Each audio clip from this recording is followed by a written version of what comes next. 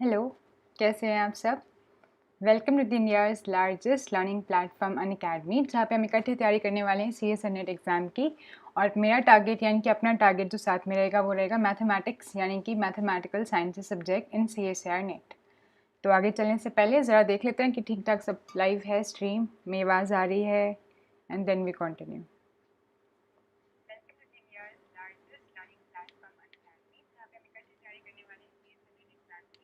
तो I guess मेरी आवाज़ आ रही है, मैं ठीक से ऑडिबल हूँ और विजिबल भी हूँ। तो फिर विदाउट फर्दर डिले कंटिन्यू करते हैं वीडियो। जो लोग ज्वाइन कर चुके हैं उन सभी को गुड इवनिंग, दिल से नमन, सत श्री अकाल, नमस्ते, अस्सलाम वालेकुम, और जिस भी भाषा में ग्रीट कर सकते हैं, बहुत सारी ग्रीटिंग्स। तो पहले अपने इंट्रोडक्शन से स्टार्ट करते हैं। मेरा नाम शिखा अग्रवाल है और मैं मैथमेटिक्स में बहुत टाइम से हूँ।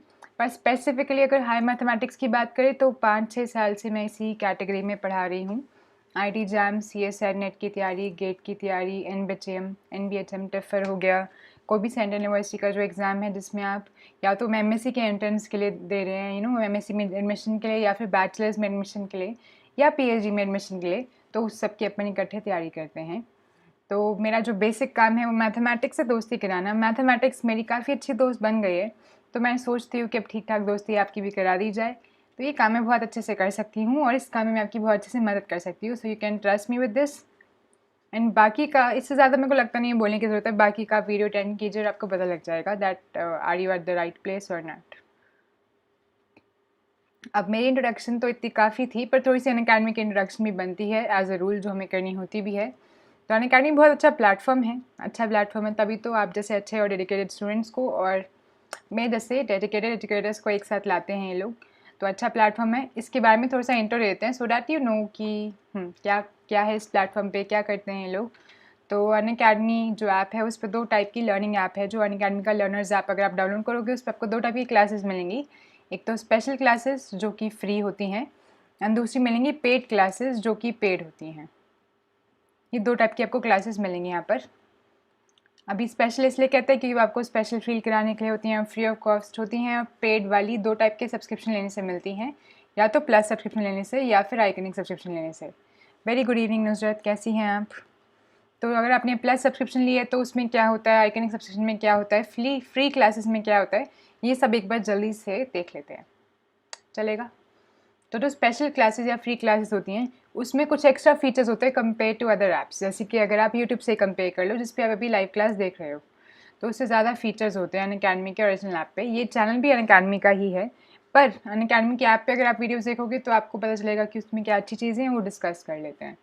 कि एक तो ज़्यादा इंटरैक्टिव सेशंस होते हैं क्योंकि उसमें लाइव चैट होती है जिसमें आप अपनी जो डाउट्स की पिक्चर्स भी शेयर कर सकते हैं और थोड़ा ज़्यादा और उसे इंटरेक्शन को रियल टाइप लाइव टाइप बना सकते हैं। पोल्स होते हैं जिसमें आप पार्टिसिपेट कर सकते हैं, and you can raise your hand जैसे क्लास में करते थे अपन आंसर करने के लिए, है ना। एंड वैसे वाला तो पूरी क्लासरूम वाली फीलिंग आएगी। लेक्चर नोट्स मिल जाते हैं ऑटो जनरेटेड, एंड आप लेक्चर को कहीं से भी देख सकते हो और कितनी मर्जी बार देख सकते हो जब तक आपको क्लियर ना हो जाए।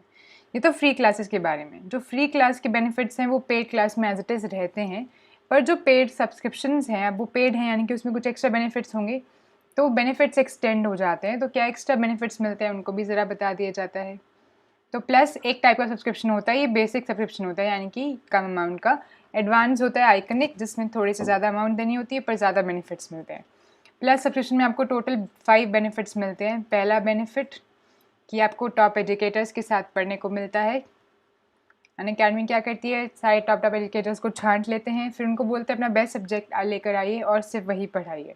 तो इससे क्या होता है, आपको टॉप एजुकेटर्स का बेस्ट सब्जेक्ट पढ़ने को मिलता है। और आपको मालूम है कि जब कोई भी अपना बेस्ट देता है तो फिर क्या ही होता है, तो मालूम ही है ना आपको, बस फिर वही होता है।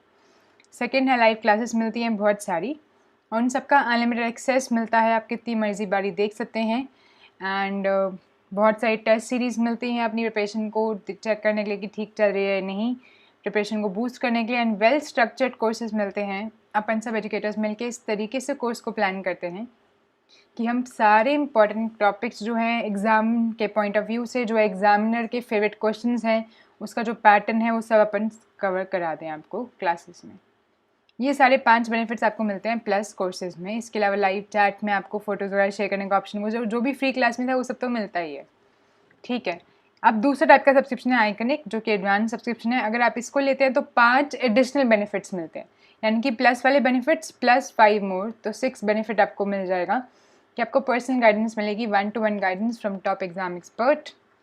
7th आपको स्टडी प्लानर मिलेगा, जिससे कि आप अपना स्टडी रूटीन बना सकते हैं, कितनी अच्छी बात है।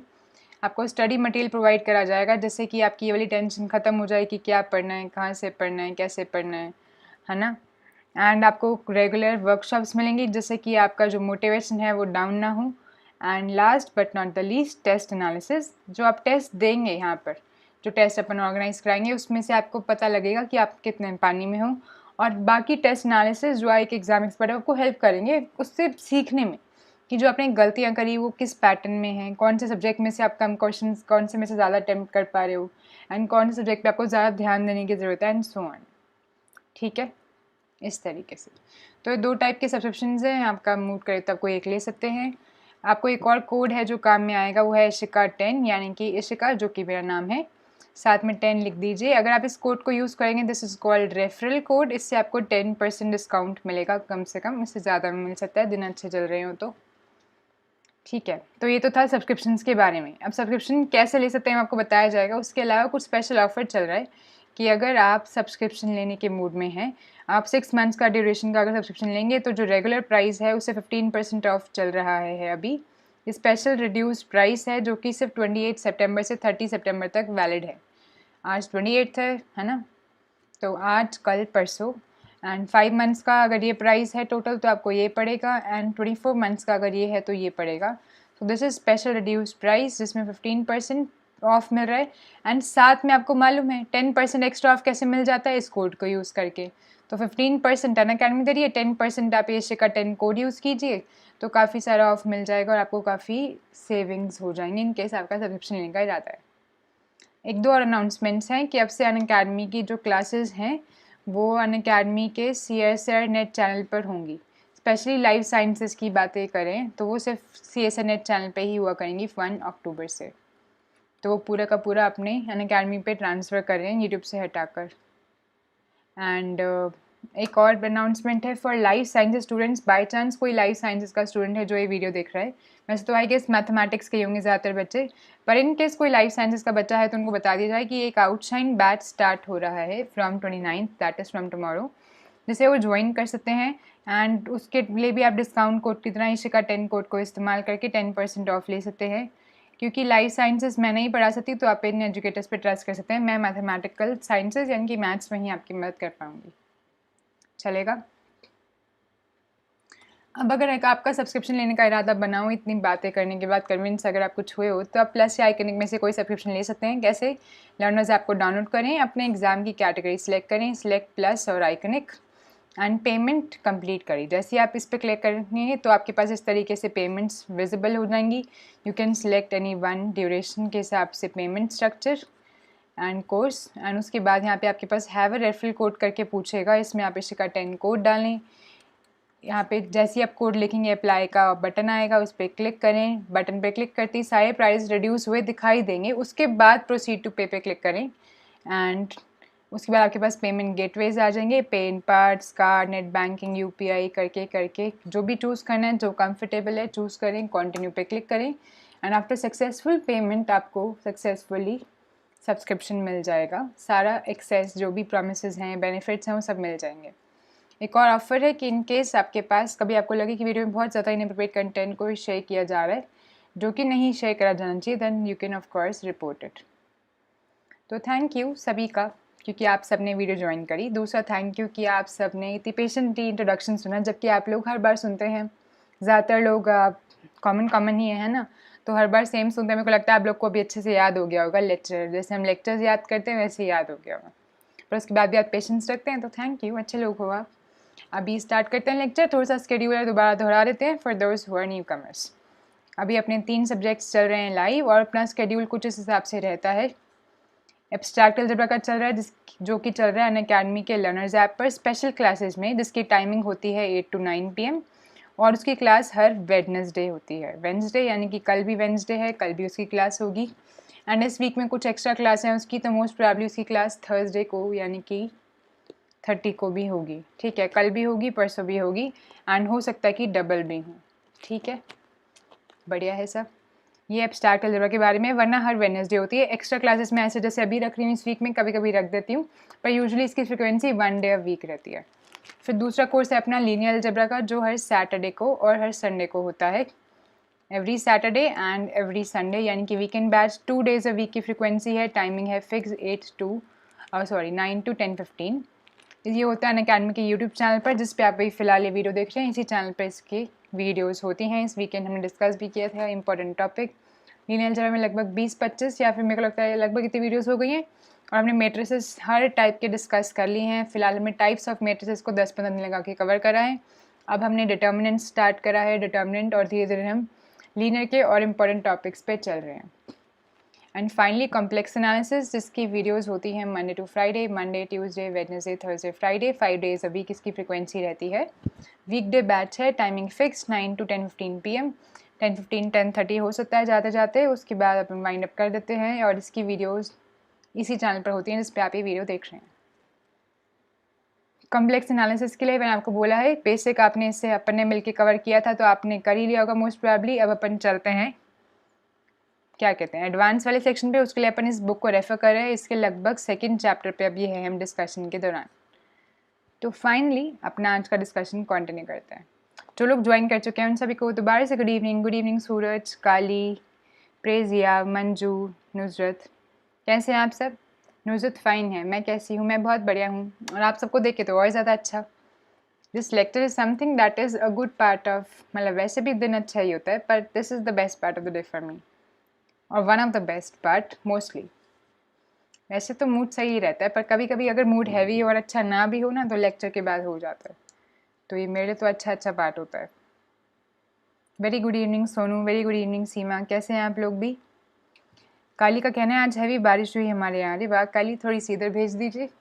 यहाँ पे बारिश नहीं हुई, पर यहाँ पे बादल थे थ्रू आउट, और हाँ बस इतना ही। आज सुंदर सुंदर सीनरीज देखने को मिली, बहुत प्यारा सनसेट हो रहा था आज। Just give me a second, थोड़ा पानी पीने दीजिए।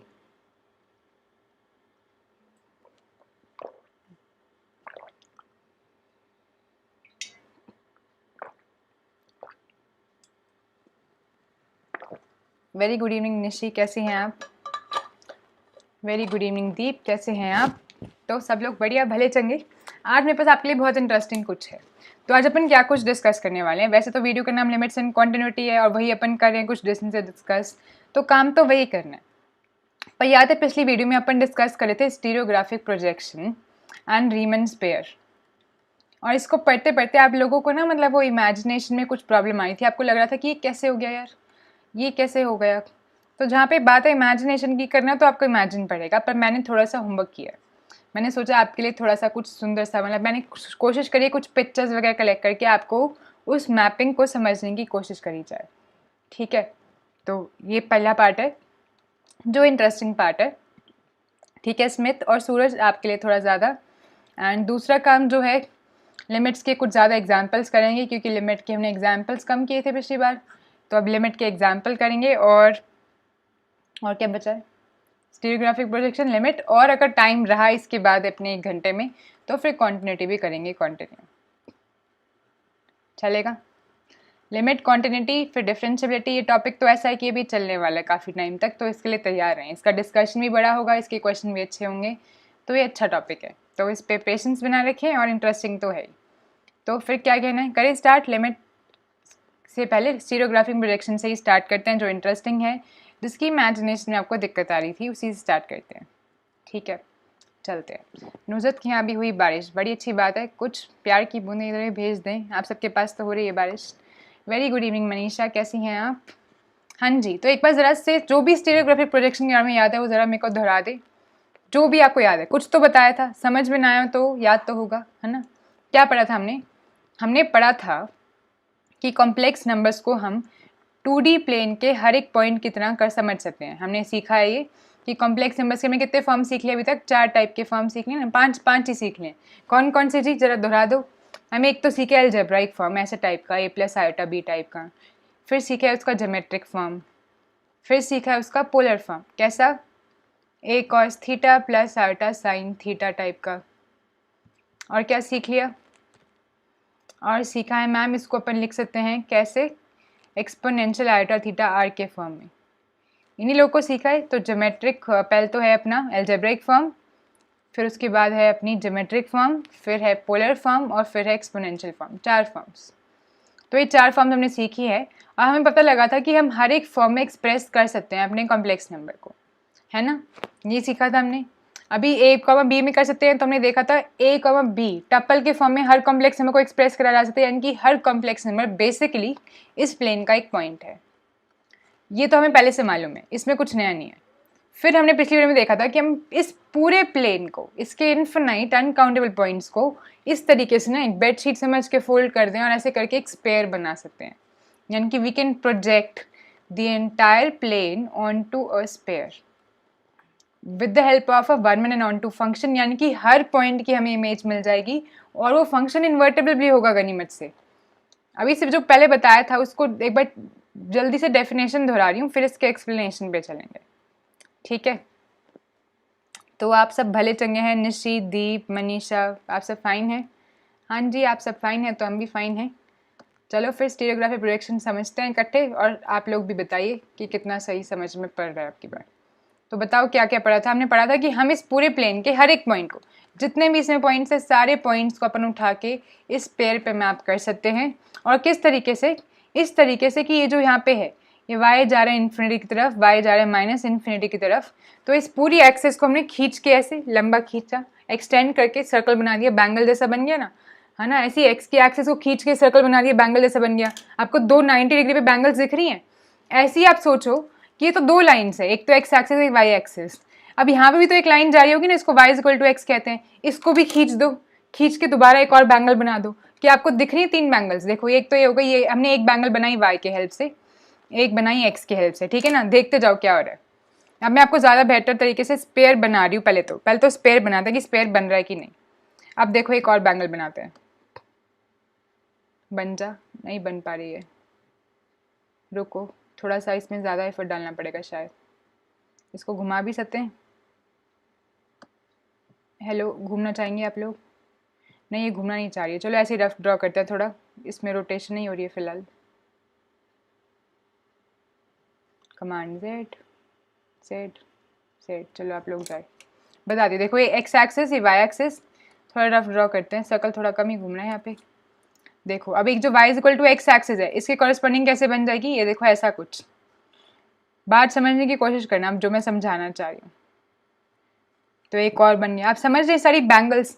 एक बैंगल और बन गई, एक यहाँ पर है, एक ऐसे है, एक हमें टेढ़ी मिल गई। अब एक और इस तरीके से, अगर y equal to minus x वाली जो लाइन है ना, ये y equal to minus x line है, इसको पकड़ो, खींचो, एक्सटेंड कर दो, बंद कर दो, क्या बन जाएगा? इधर को एक बैंगल बन जाएगी इस तरीके से। आप समझ पा रहे हैं मैं क्या दिखाना चाह रही हूँ? ऐसे करते करते आप देखोगे आप पूरा स्पेयर बना दोगे, बहुत सारी बैंगल्स आपस में ज्वाइन करते जाओ, ऐसे टेढ़े करते करते करते आप समझ पा रहे हो कि पूरा स्पेयर बन जाएगा। यानी कि अगर हम सेंटर से पास करती सारी लाइन्स एक एक करके लेते जाएं, y is equal to m x, उन वो सब कैसे जा रही होंगी? माइनस इन्फिनिटी से इन्फिनिटी तक। उन लाइन्स को एक्सटेंड करके क्लोज करते जाएं, बैंगल की तरह बनाते जाएं। उन सारी बैंगल्स को इस तरीके से अरेंज कर दें कि ऑरिजिन सेंटर पे रहे। ये जो ऑरिजिन था, है ना, अभी ऑरिजिन क्या बन जाए? सेंटर, उसके आसपास लाइन घूम जाए, ऐसा कुछ करते जाएं। इस तरीके से अगर हम करते जाएं तो हम क्या करेंगे? पूरे प्लेन का, अब y equal to m x में पूरे प्लेन के सारे पॉइंट्स कवर हो जाएंगे। काली अब आपको समझ में आ रहा है? देखो आपने कहा हम कैसे सारे पॉइंट्स कवर होंगे। y equal to m x plane के सारे पॉइंट्स कवर कर लेगी, कोई भी नहीं छोड़ेगी। m इक्वल टू 1 के लिए सारे आ जाएंगे, m इक्वल टू 2 के लिए, ऐसे करते करते कोई प्लेन का पॉइंट नहीं बचेगा और सारे पॉइंट्स इस पेयर पे भी आ जाएंगे। हम सारे पॉइंट्स कवर कर लेंगे, इस तरीके से रैप करेंगे और आप देखोगे इसी प्रोजेक्शन को, projecting a plane onto a sphere या फिर vice versa, a sphere on a plane, ऐसे टाइप के प्रोजेक्शन को स्टीरियोग्राफिक प्रोजेक्शन कहते हैं। क्या थोड़ा सा बेटर मैप को अंदाज़ा लगा पा रहे हो?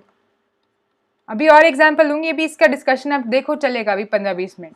मैं बहुत सारा होमवर्क करके आई हूँ आपके लिए कि इसको समझाने हैं, पर कुछ बेटर समझ में आया काली कि हर एक पॉइंट से मैप हो पा रहा है। देखो कुछ समझ में आ रहा है इस बारे में? नुजरत कह रही है कोऑर्डिनेट्स को ज्वाइन करके स्पेयर में कन्वर्ट करके इन्फिनिटीज को मर्ज कर दिया, यही बात है ना? ऐसा करा हमने, बिल्कुल।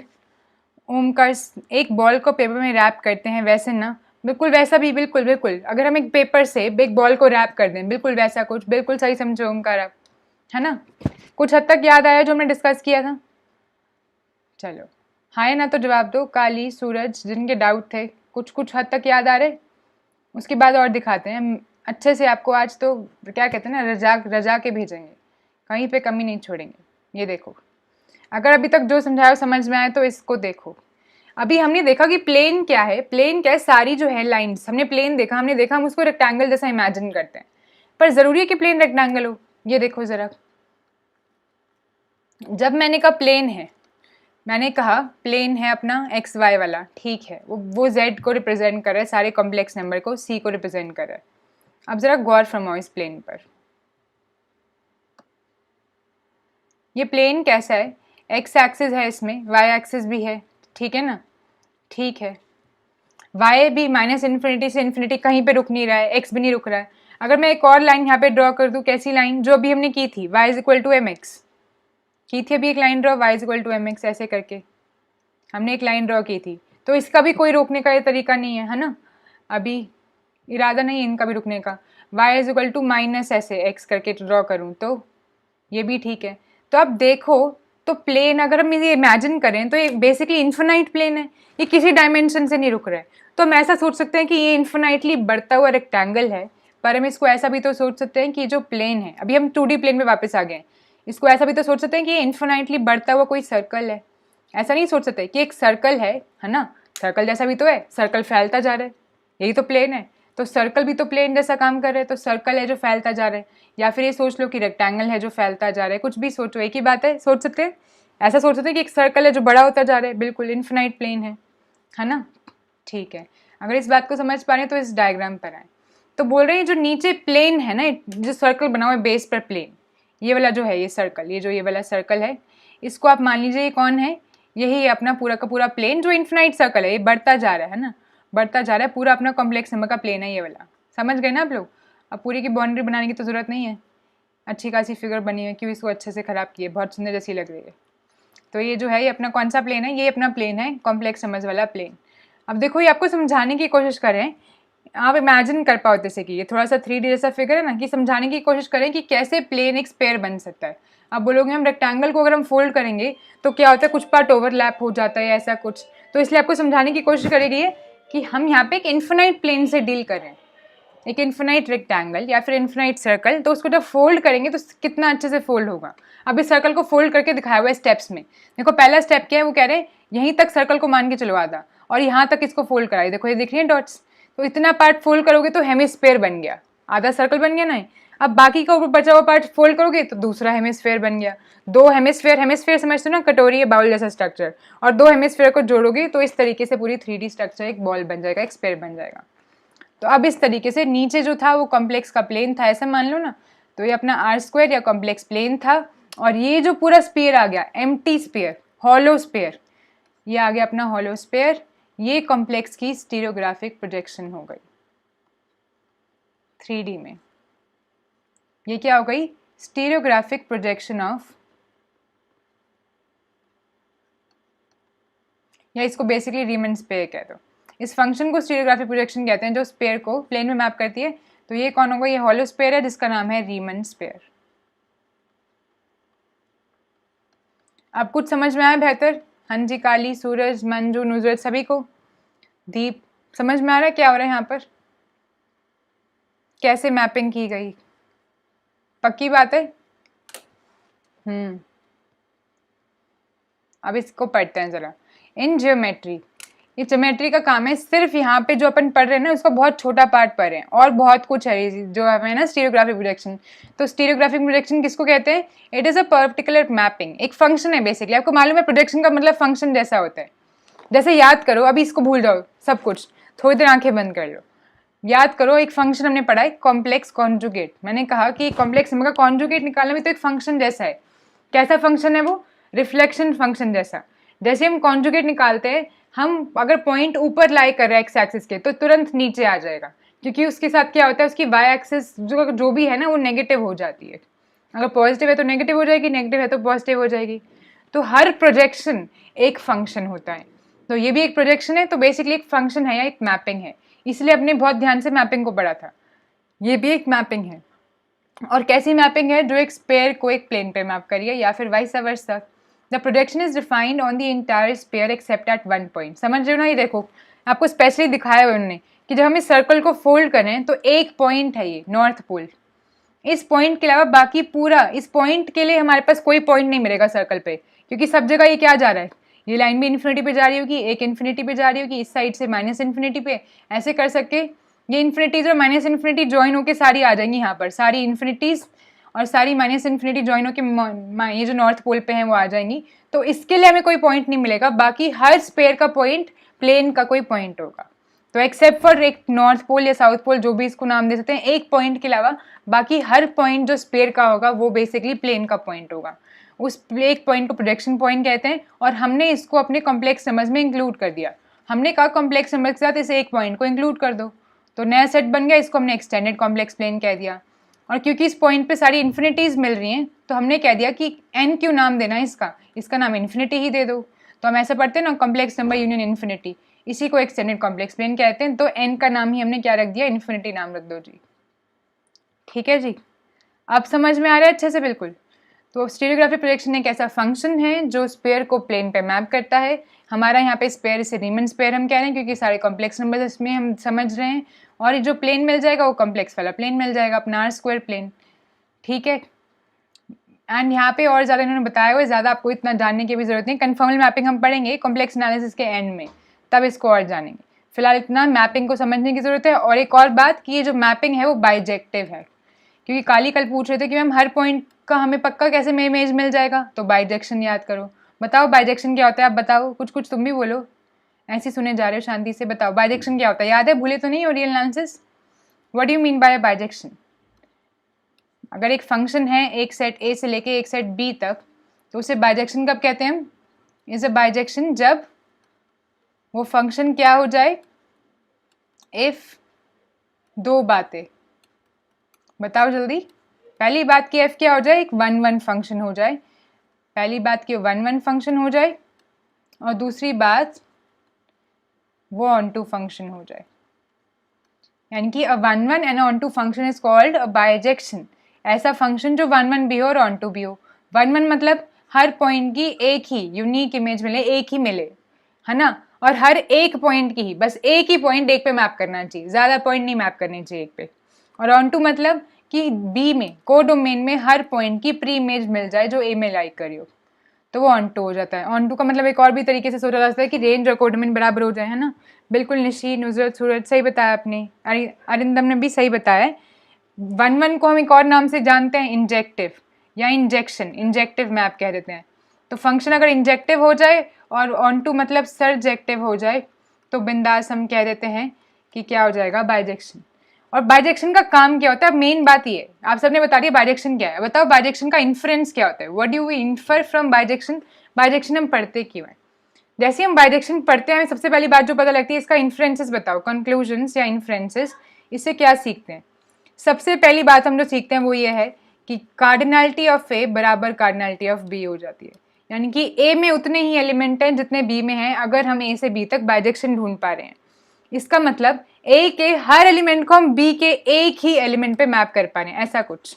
एग्जाम्पल देते हैं आपको बाइजेक्शन का, 1 2 3 ए बी सी, 1 को मैप कर दो ए पे, 2 को सी पे, 3 को बी पे। ये बहुत बढ़िया सबसे सिंपल बाइजेक्शन है। क्या मैप है ये? जी एफ ये मैप है। वो क्या करता है, 1 को भेज देता है ए पर, 2 को भेज देता है सी पर, 3 को भेज रहा है बी पर। 3 एलिमेंट्स है, हर एलिमेंट की इमेज है, और यहाँ पे अगर हम कोडोमेन की बात करें तो हर कोडोमेन के हर एक एलिमेंट की प्री इमेज है, रेंज कोडोमेन के बराबर है। बहुत बढ़िया एग्जाम्पल है बाइजेक्टिव मैप का। अगर बाइजेक्टिव मैप है तो देखो इसमें सबसे पहली बात क्या हुई कि एक एलिमेंट एक पे जा रहा है और हर एलिमेंट की जो कोडोमेन में है उसकी हमें प्री इमेज मिल रही है। हमें बस इतना ही काम है। हाँ बिल्कुल, ये नुजरत कि इसका इन्वर्स भी एग्जिस्ट कर जाएगा, वो अगला इन्फ्रेंस है, पर अभी हमें एक इन्फ्रेंस का ही काम है, उसी को यूज करते हैं। तो आप लोग पूछ रहे थे ना कि कैसे पता चलेगा मैम कि स्पेयर का हर एक पॉइंट प्लेन पे लाई कर रहा है, क्योंकि ये जो प्रोजेक्शन है स्टीरियोग्राफिक प्रोजेक्शन, ये बाइजेक्टिव फंक्शन होती है। बाइजेक्टिव फंक्शन है तो जितनी इसकी कार्डिनलिटी उतनी प्लेन की कार्डिनलिटी, इसके हर पॉइंट के लिए हम प्लेन का एक पॉइंट ढूंढ पाएंगे। अब आप पूछ रहे थे प्रोजेक्शन का नाम बताओ, आपको बताया था कि हम वो जो करते हैं ना हर कोऑर्डिनेट को एक्स वाई को चेंज कर देते हैं स्पेरिकल कोऑर्डिनेट्स में, वही होती है अपनी प्रोजेक्शन। तो ठीक है, इनकेस आपको नहीं याद तो हमने वो प्रोजेक्शन भी लिख लिए कि चलो ठीक है, वो भी देख लो। तो अगर अपने पास कार्टेशियन प्लेन पे कोऑर्डिनेट्स हैं एक्स कॉमा वाई, और आपको किससे जाना है, अगर आपको एक्स कॉमा वाई से जाना है स्पेयर पर, है ना, मान लो अपने पास पॉइंट अभी एक्स कॉमा वाई में है, उससे हमें जाना है, एक मिनट को, कैपिटल एक्स लेना है इन्होंने, जो इन्होंने लिया वही ले लेते हैं। तो हमें अभी हमने अदला बदली करनी है, ये सी है अपना प्लेन 2D प्लेन, इससे हमें जाना है रीमन स्पेयर पर। तो अगर हमें रीमन स्पेयर पे जाना है, यानी कि यहाँ पे एक्स कॉमा वाई टाइप का कोई पॉइंट होगा, उसे हमें small x small y small z पे लेके जाना है। ठीक है, तो कैसे प्रोजेक्ट करेंगे हम इससे, ये देखो ये सेकेंड वाला फंक्शन। तो अगर ये गिवन है एक्स कॉमा वाई, तो small x small y small z की वैल्यू क्या आ जाएगी, इस फंक्शन की हेल्प से, सेकेंड फंक्शन की हेल्प से, या इसका नाम 1 रख देते हैं, ये लोग 1 वाला मैप है। एंड सेकेंड मैप उल्टा मैप जो कि जाएगा रीमन स्पेयर से, या फिर ऊपर वाले मैप का बेसिकली इनवर्स, जो कि रीमन स्पेयर को कॉम्प्लेक्स 2D प्लेन पे भेजेगा, वो है ये वाला मैप। उसमें क्या हो रहा है, उसमें ऑलरेडी हमारे पास एक ट्रिपलेट गिवन है, एक हमारे पास 3 टपल गिवन है, उसको हम भेज रहे हैं कैपिटल एक्स कॉमा वाई पे। तो ये फंक्शन है और सेकेंड वाला जो फंक्शन है उसका इन्वर्स है, ये दोनों एक दूसरे के इन्वर्स फंक्शन है। और ये वो वैल्यू है, जैसे आपको पता लगेगा कि हमें हर एक्स कॉमा वाई के लिए एक 3 वाला ऐसे मिल जाएगा कोऑर्डिनेट, और हर small x comma y comma z के लिए हमें एक 2 टपल मिल जाएगा। तो ये रिलेशन है। ठीक है काली, सब सही है बिल्कुल, ऑफ कोर्स एक्सेप्ट इन्फिनिटी, क्योंकि प्रोजेक्शन इन्फिनिटी की बात ही नहीं करी है, हमने उस पॉइंट को भी इंक्लूड कर लिया, वरना इन्फिनिटी की कोई बात नहीं हुई थी, हमने उसको भी इंक्लूड कर लिया कि इसको भी मान लो।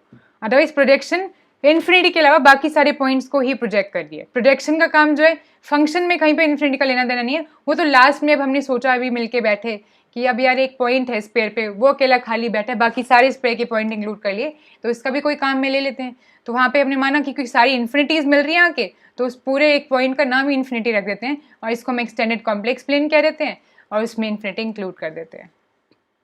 बिल्कुल प्रवीण, आप जो पूछ रहे हो बात सही है, हमारा यूट्यूब चैनल है, सही है, सबको समझ में आ गया, अब पक्का क्लियर है स्टीरियोग्राफिक प्रोजेक्शन, अब तो कोई डाउट नहीं है, एकदम क्लियर। तुम टेंशन मतलब, तुम्हारी तसल्ली के लिए मैं आज बहुत सामान लेकर आई, मैंने सोचा कि अगर समझना चाहते हो तो बहुत अच्छी बात है, जितना तुम समझ रहोगे उतना मैं समझाऊंगी। देखा, तुमने डाउट पूछा तो मैंने इसको इतना एक्सप्लेन करा, वरना अगर पहले ही समझ जाते तो मैं उतना एक्सप्लेन करके छोड़ देती। तुमने पूछा तो तुम्हें अच्छे से 3D फिगर्स देखने को मिल गई, है ना, अच्छी बात है। तो जितना तुम समझना चाहोगे उतना मैं सिखा सकती हूँ, और उतना मैं भी सीख सकती हूँ। तुम्हारे चक्कर में मुझे भी काफ़ी कुछ सीखने को मिला, ये वाली बात मुझे नहीं पता थी कि अर्थ की स्टडी के लिए इसको इतना ज़बरदस्त इस्तेमाल करते हैं। ये देखो, ये अपनी अर्थ है, उसकी स्टीरियोग्राफिक प्रोजेक्शन है, ठीक है ना। तो अभी अर्थ को हम जब स्टडी करते हैं तो अभी ये दोबारा से स्फीयर है, 3D स्ट्रक्चर है, इसकी स्टडी करनी है। अब आपको भी मालूम है, मुझे भी मालूम है कि हम 3D दुनिया में रहते हैं, पर हम स्टडी करने के लिए आते हैं तो अभी हम 3D ऑब्जेक्ट्स की भी स्टडी कर लेते हैं, पर सबसे ज़्यादा अपन बहुत अच्छे से जो मैप करके स्टडी कर पाएँ, उसको कैरी कर पाएँ, उसकी स्टडी करते करते उसको लेके घूम पाएँ, वो कैसी चीज़ें होती हैं, वो होती हैं 2D टाइप की चीज़ें ज़्यादातर, है ना। हम सोचते हैं कि उसको नोटबुक में लिख सकें, हम ड्रॉ कर सकें, प्रिंट आउट ले सकें, तो ज़्यादा काम की चीज़ आती है। तो मैक्सिमम स्टडीज़ के लिए इस तरीके से स्टीरियोग्राफिक प्रोजेक्शंस यूज़ होती हैं। जो आप मैप्स देखते हो, सब लोग मैप देखे हैं, सब ने बहुत सारे मैप अपने कलर करे हैं, उस पर मार्क करा है, बहुत सारे एग्जाम में, साइंस के पेपर में, सोशल स्टडीज़ के पेपर में मैप आता था। तो वो सब इस तरीके से काफ़ी लेवल तक स्टीरियोग्राफिक प्रोजेक्शन का इस्तेमाल करके बनते हैं। ये 2 स्टीरियोग्राफिक प्रोजेक्शंस के एग्जाम्पल हैं, एंड और बहुत जगह पे यूज़ होती है। विकिपीडिया पे देखना है, सर्च करना, आपको मिलेंगे बहुत सारे, क्योंकि आपने डाउट पूछा तो मैंने बहुत सारा सर्च किया, तो मुझे बहुत सारा मिला, इंटरेस्टिंग है। अब देखो एक और आपका डाउट, अब आप बोल रहे हो कि मैम कैसे पता चलेगा कि ये वाला पॉइंट यहाँ पे लाई करेगा। हमने अभी कॉरेस्पॉन्डिंग पॉइंट ढूंढ लिया, अभी हमने देखा ना फंक्शन से, तो पता लग जाएगा। पर इसको अगर हम कैलकुलेट ना करें मैम, बिना कैलकुलेशन के, तो बिना कैलकुलेशन के इन्होंने बताया हुआ है कि जब हम मान लो कोई भी प्लेन है, यही कॉम्प्लेक्स प्लेन है, इसको हमने स्पेयर पे मैप करा, तो जब हम कॉम्प्लेक्स प्लेन को स्पेयर पे मैप कर रहे हैं तो सीधा सीधा मैप नहीं होता है, ऑफ कोर्स। तो अगर ये इस तरीके से ग्रिड ड्रॉ करके एक्सप्लेन करने की कोशिश की कि यहाँ पे ग्रिड देखो इक्वली स्पेस्ड है, पर जब हम यहाँ पे जाएंगे ना तो ये ग्रिड की स्पेसिंग्स बदल जाएंगी, कुछ स्पेयर का ये जो ग्रिड्स हैं, ये जो स्क्वेयर्स थे, इनका एरिया बदल जाएगा, कुछ नया, जैसा ग्रिड जो है, ग्रिड का स्ट्रक्चर चेंज हो गया, पर फिर भी हमें हर पॉइंट के लिए यहाँ पे पॉइंट मिल जाएगा, ठीक है। तो पॉइंट तो पक्का मिल जाएगा, बाइजेक्टिव मैप है, अपना काम बन रहा है, हमने बस इसको मैप कर दिया।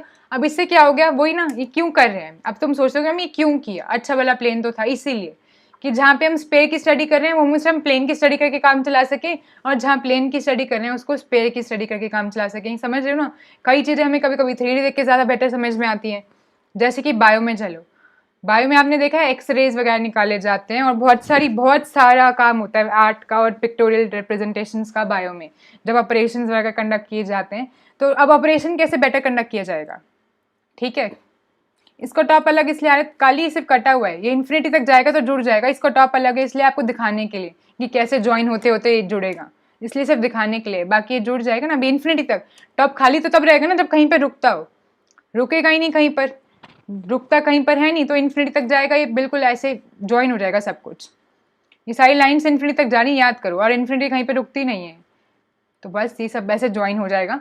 बात क्या है, अब बायो में भी यूज होती है कैसे, बायो में अब देखो कहीं पर प्लेन ज़्यादा काम कीजिए, कहीं पर 3D स्ट्रक्चर। अब बायो में आप कर रहे हो तो आपको जितना क्लियर 3D व्यू मिलेगा, पिक्चरस्क व्यू मिलेगा, उतना बेटर ऑपरेशन कंडक्ट पाओगे, उतना बेटर आप बॉडी को समझ पाओगे, है ना।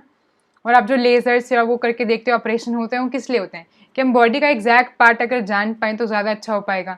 तो कहीं पर 3D चीज़ें ज़्यादा काम की हैं, कहीं पर कॉम्प्लेक्स प्लेन की तरह स्टडी करना ज़्यादा काम का है। तो ये प्रोजेक्शंस बहुत जगह पे इस्तेमाल होती हैं।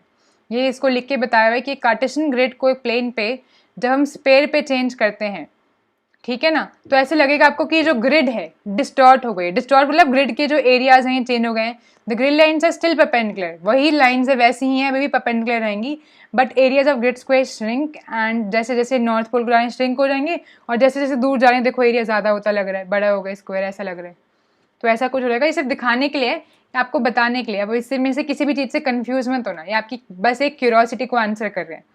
अभी अपने आप में बहुत बड़ी स्टडी है, इससे ज़्यादा स्कोप नहीं है अपना इसके को डिस्कस करने का, पर आई होप आपके सारे क्वेश्चंस का आंसर मिल गया हो, और हो सकता है कुछ नए क्वेश्चंस भी अराइज हुए हैं। पर स्टीरियोग्राफिक प्रोडक्शन पक्का समझ में आ गई, उतना ही समझना काफ़ी है। इसके अलावा जो भी क्यूरियोसिटी है वो खुद से गूगल करके शांत करें, क्योंकि बस मेन काम यहाँ पे आपको समझना सिर्फ इतना था कि पूरे कॉम्प्लेक्स प्लेन को हम एक स्पेयर पे कर सकते हैं। वो मेरे को लगता है बहुत अच्छे से सबको समझ में आ गया होगा।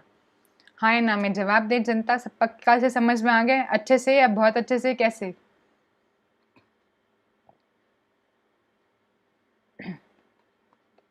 बताओ क्या कहना है, जनता शांत है।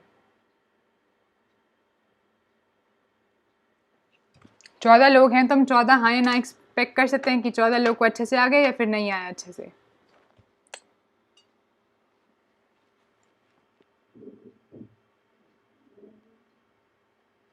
तो काली ने बीच में कमेंट किया कि इसका मतलब यही है कि सारे पॉइंट्स जहाँ हैं वहीं रहेंगे, लेकिन सिर्फ इन्फिनिटी बॉर्डर पे चला गया। बिल्कुल काली, ऐसा जैसा ही है। मैंने आपका कमेंट नहीं देखा था पहले। बहुत अच्छे से, निशी को बहुत अच्छे से आ गया और काली को भी आ गया। हाँ, और मज़ा आया, मज़ा आया ना, अच्छा लगा बहुत अच्छे से। मुझे भी मज़ा आया इस तरीके से इसको बताने में, क्योंकि मैंने भी इतने डिटेल में नहीं बताया कभी, क्योंकि किसी ने इतना पूछा नहीं, पहले ही समझ जाते थे बच्चे। तो अच्छा है, बहुत ज़्यादा क्लैरिटी है, अच्छा है, सबको अच्छे से आ गया, बहुत अच्छी बात है। चलें फिर आगे। तो ये थी अपनी स्टीरियोग्राफिक प्रोजेक्शन। अब तो मेरे को लगता है आप ये कभी ज़िंदगी में नहीं भूलोगे कि स्टीरियोग्राफिक प्रोजेक्शन क्या होता है। और कहीं पर आगे अगर रिसर्च में जा रहे हो, पीएचडी में, नेट का एग्जाम दे रहे हो तो पीएचडी में जा रहे हो, तो जो भी इस टॉपिक को उठाएंगे उनको मज़ा आएगा, उनको डिटेलिंग करने में मज़ा आएगा। बढ़िया है, चलो फिर चलते हैं आगे। अब क्या करते हैं, अभी पिछली वीडियो में अपन ने क्या किया था, अपन ने लिमिट्स के बारे में पढ़ा था, तो कुछ लिमिट की डेफिनेशंस देखते हैं और फिर ये कुछ एग्जाम्पल है लिमिट के, उनको सॉल्व करेंगे। चलेगा? तो let us first start with some definitions, कुछ बेसिक कर लेते हैं और फिर देखेंगे एग्जाम्पल्स। चलो करते हैं। तो limit as z goes to some number infinity पे जा रही है, ये वाली करके बातें ये देखते हैं। कहाँ गया अपना PDF, आ जाओ PDF जी। तो लेट अस डिफाइन सम लिमिट्स।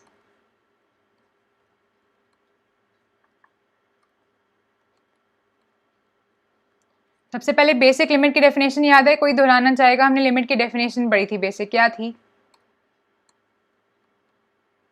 तो limit of a function f going from complex number two complex number.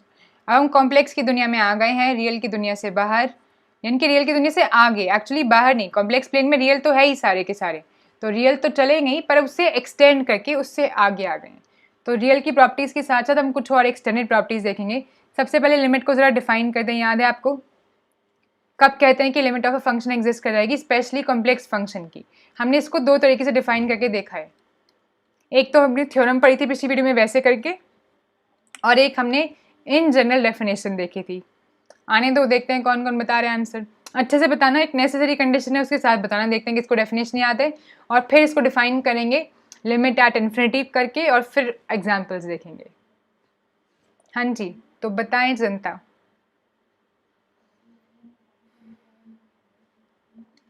तो सबसे पहले लिमिट की हमने डेफिनेशन पढ़ी थी कि limit of a function F, यही फंक्शन जो कॉम्प्लेक्स नंबर से कॉम्प्लेक्स नंबर तक जा रहा है, डिफाइंड एज, मान लो कुछ भी डिफाइन कर देते हैं, कैसे करके डिफाइन कर दें, F Z is equal to W, कोई डब्ल्यू कॉम्प्लेक्स नंबर पे जा रहा है, एग्जिस्ट, ये कब एग्जिस्ट करेगी, सबसे पहले एट सम पॉइंट, मान लो कोई पॉइंट है Z naught belongs to complex number, या फिर कुछ और भी नाम रख सकते हैं, सी ए कुछ भी, ये इस पॉइंट पे कब एग्जिस्ट करेगी, सबसे पहले एक कंडीशन है, कौन सी कंडीशन, तो एग्जिस्ट करेगी if F is well defined. पहले तो एफ अच्छे से डिफाइन होना चाहिए, कहां पर, याद आ रहा है, एक टर्म पढ़ा था हमने, कौन सा term, deleted neighbourhood, if F is well defined eight deleted neighbourhood of Z not, अगर जेड नॉट पे भी है तो अच्छी बात है, पर उसके डिलीटेड नेबरहुड पे, यानी कि neighbourhood of Z not minus Z not, उसके अलावा बाकी सारे पॉइंट्स पे डिवाइड अगर हो डिफाइन तो काफ़ी है हमारे लिए।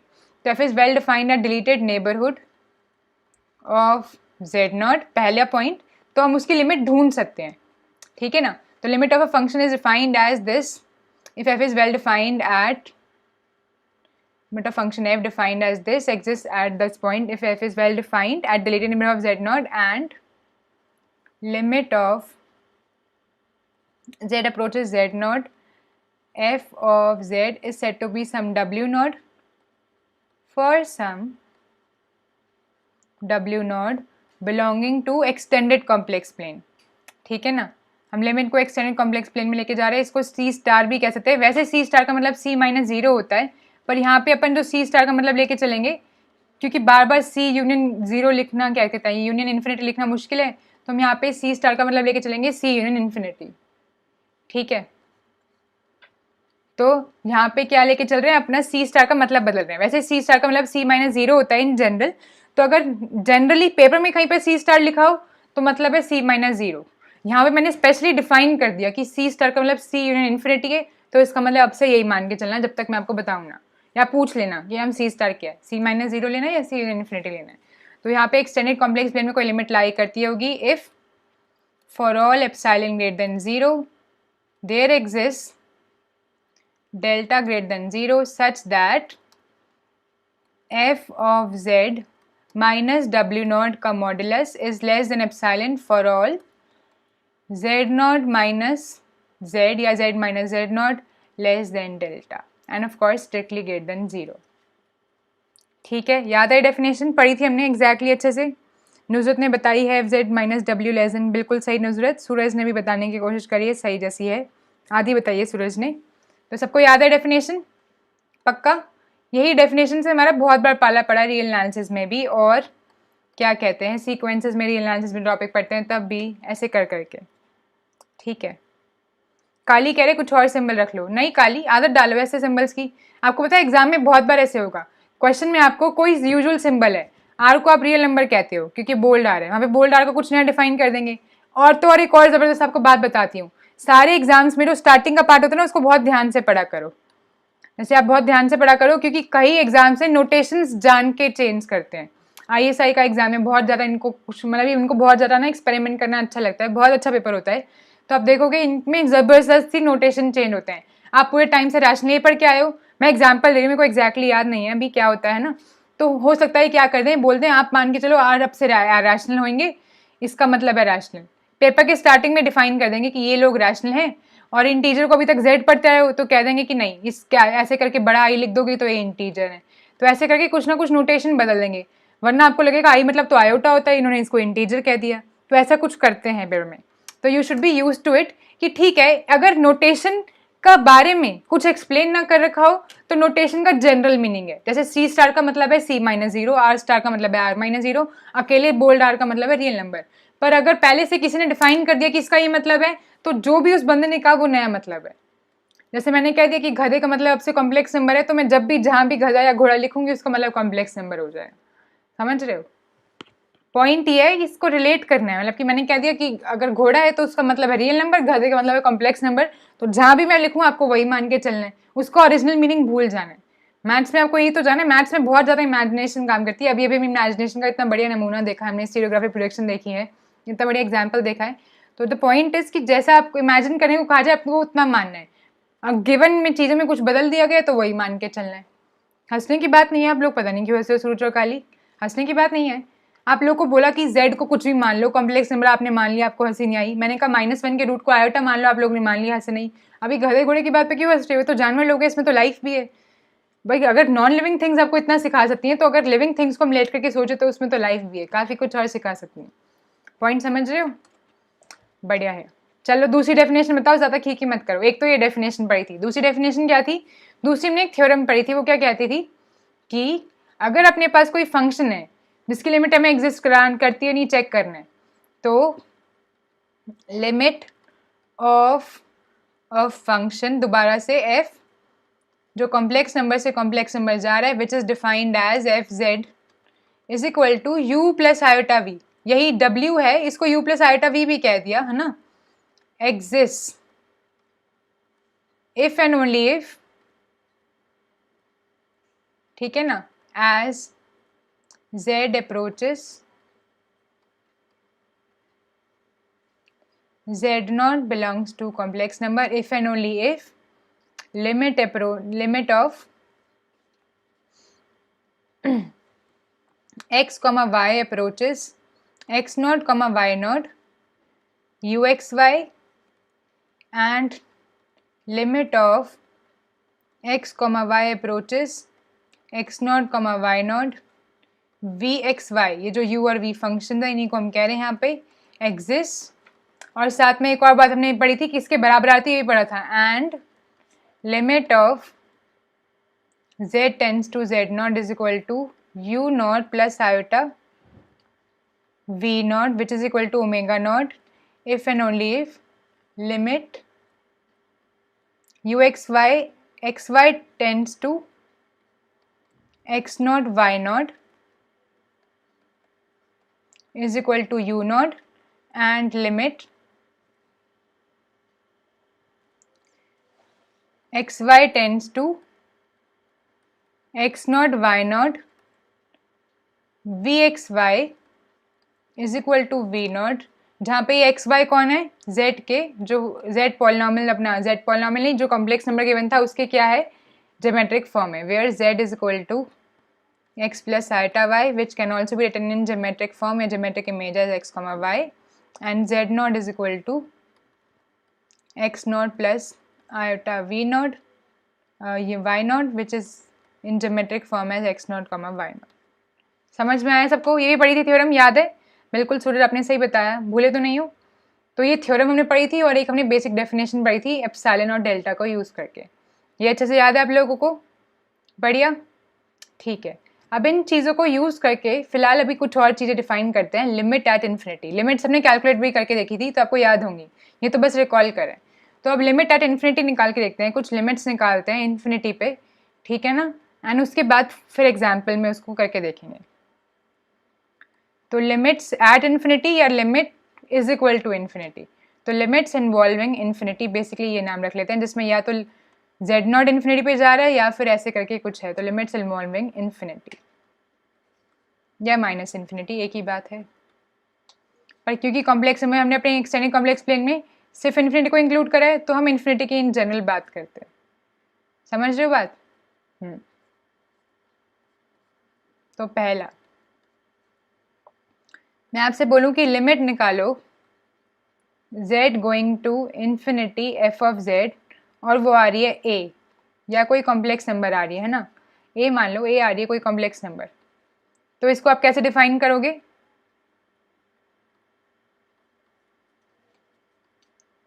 इन्होंने क्या माना था? a w नॉट माने थे, इनकी नोटेशन मान लेते ना, कुछ अच्छी नोटेशन होती हैं इनकी, या a नॉट भी मान सकते हो, ये भी कोई कॉम्प्लेक्स नंबर हो सकता है, समझ रहे हो ना? a not can be a complex number, पर इसको आपको रियल नंबर जैसी फीलिंग आई तो हम a का मान लेते हैं, ठीक है। इसको डिफाइन करो, कैसे डिफाइन करेंगे?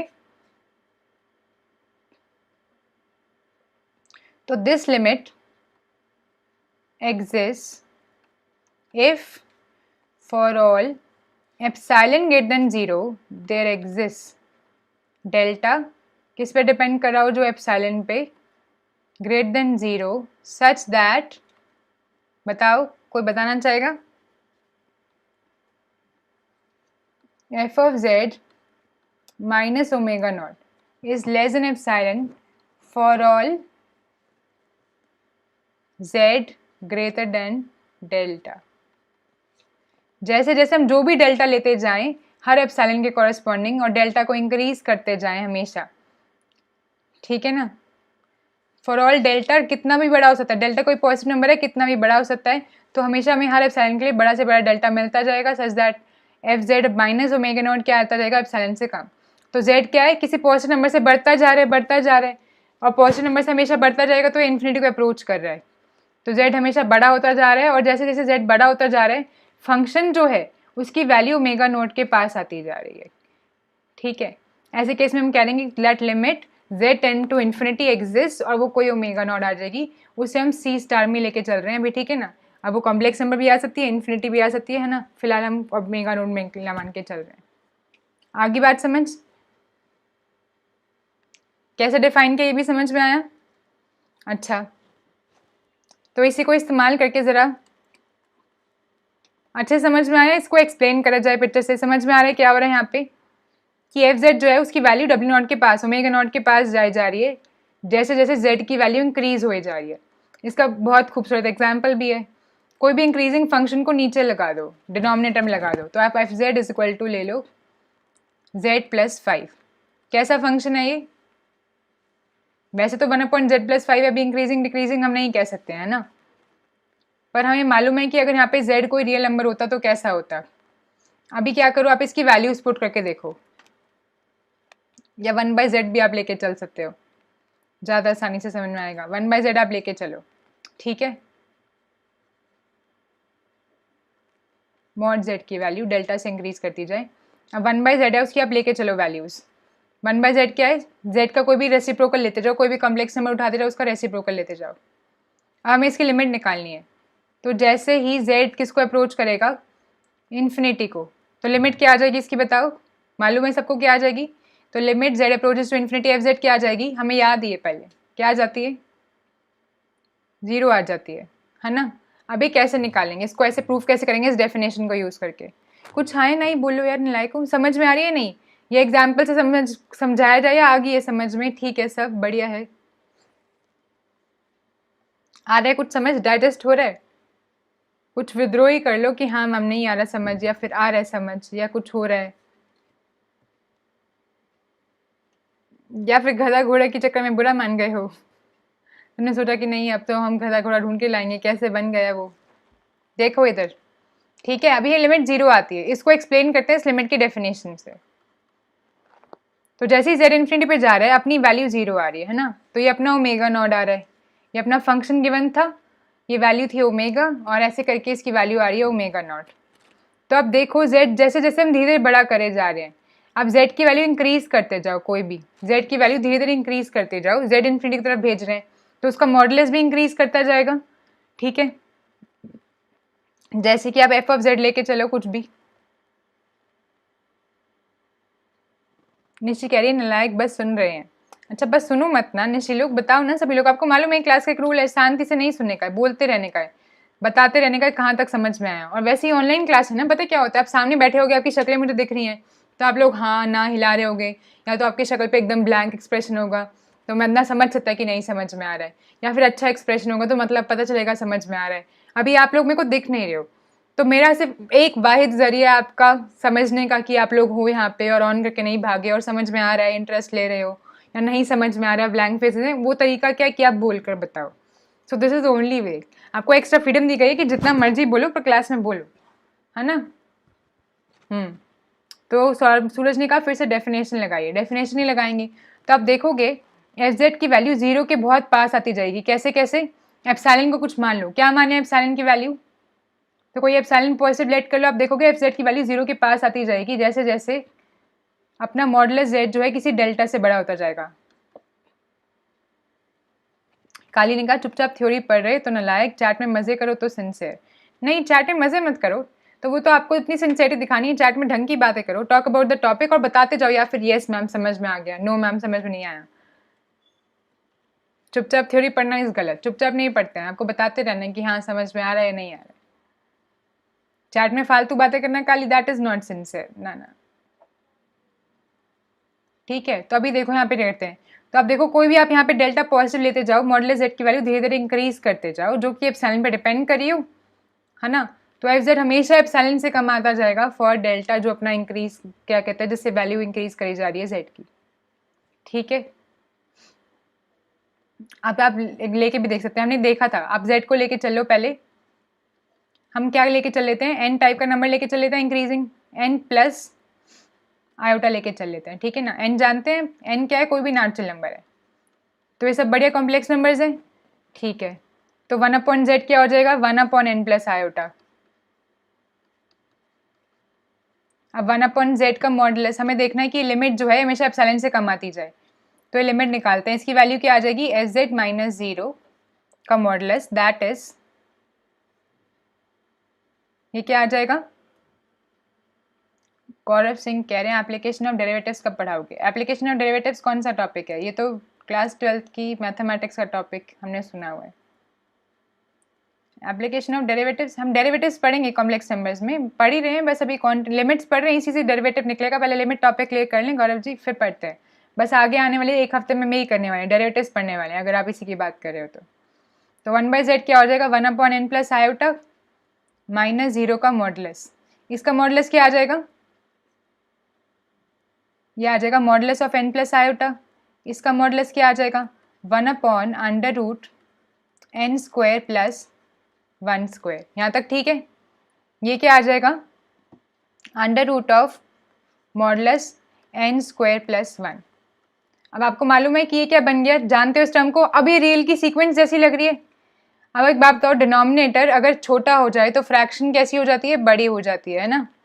अभी n स्क्वायर जो है, n स्क्वायर प्लस 1 के कंपैरिजन में n स्क्वायर कैसा होगा, छोटा डिनोमिनेटर होगा। तो अगर मैं इसको 1/n मान लूँ एप्सिलॉन को, तो हमेशा एप्सिलॉन जो होगा वो बड़ा होगा इस चीज़ से, ठीक है। तो हमने एप्सिलॉन मान लिया 1/n। तो हम जैसे जैसे एप्सिलॉन चेंज करते जाएंगे और n की वैल्यू इंक्रीज करते रहेंगे, वैसे वैसे जो फंक्शन है और ज़्यादा जीरो को अप्रोच करती जाएगी। तो 1/z is less than epsilon, epsilon को हमने मान के चला है 1। जैसे जैसे हम n को इंक्रीज करे जा रहे हैं, n belongs to natural number, तब देखोगे z और छोटा छोटा होता जाएगा और छोटा होता जाएगा और जीरो के पास अप्रोच करता रहेगा। हेंस बाय डेफिनेशन हमने एप्सिलॉन ढूंढ लिया। अब डेल्टा की वैल्यू एप्सिलॉन के बराबर लेके चल सकते हो तो अपना काम बन जाएगा, delta is equal to epsilon, जो डिपेंड करे एप्सिलॉन पे, एंड बाय डेफिनेशन ये लिमिट एग्जिस्ट कर जाएगी और लिमिट 0 आ जाएगी। समझ में आया, ये सारा काम लिमिट का हमने ऑलरेडी सीक्वेंसेस में और फंक्शंस ऑफ सीक्वेंसेस में करा हुआ है, याद आ रहा है कुछ। इस तरीके से हमने लिमिट को डिफाइन करा, ठीक। केशव ललित जी नए हैं यहाँ पे, वेलकम केशव जी। तो फिर आप कॉम्प्लेक्स एनालिसिस का स्टार्टिंग से फॉलो करें या अभी अभी शुरू करें।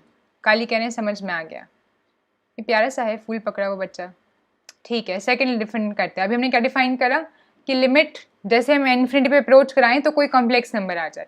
अब इसको डिफाइन करो आप लोग, जल्दी बताओ। तो limit z tending to z0 f of z करें तो इन्फिनिटी आ जाए, ऐसा कब होगा, इस लिमिट को डिफाइन करो। This is limit z tends to z0 f z is infinity if for all epsilon greater than 0 there exists, बताओ थोड़ा सा मैं स्टार्ट कर रही हूँ, delta depending upon epsilon greater than 0, epsilon पे भी डिपेंड करेगा और साथ में अब की बार z0 पे भी डिपेंड करेगा। तो epsilon comma z0 greater than 0 such that, आगे का बताओ। फ्लावर्स नहीं, ऑल द बेस्ट है। अच्छा, मुझे दूर से लग रहा था ऐसा कुछ है कि आपने ये जो छोटा सा आइकन है उसमें उसने फ्लावर पकड़ा हुआ है ग्रीन कलर का। मैं बहुत ज़्यादा नेचर लवर हूँ, मेरे को हर जगह प्लांट्स वगैरह दिखते रहते हैं। ऑल द बेस्ट है, ये भी अच्छा है। चलो बताओ जल्दी, डेफिनेशन बताओ। आ रहे समझ कि नहीं, यहाँ पे 15 कितने लोग हैं, 10-15 लोग हैं और सब लोग बैठे हुए हैं। बताओ कैसे डिफाइन करेंगे इसको।